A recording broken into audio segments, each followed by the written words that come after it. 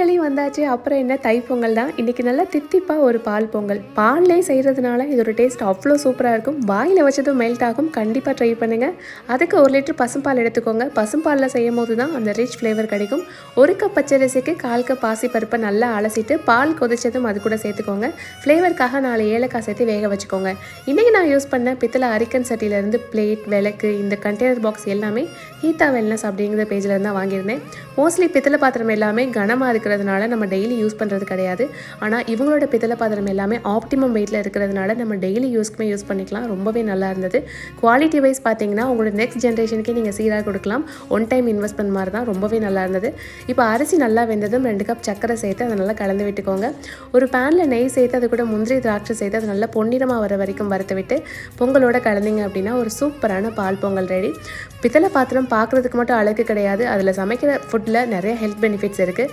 உங்களுக்கும் இந்த மாதிரி நிறையா கலெக்ஷன்ஸ் வேணும் பித்தளை பாத்திரத்தில் அப்படின்னா ஹீதா வெல்னஸ் அப்படிங்கிற பேஜில் நீங்கள் ரெஃபர் பண்ணுங்கள்.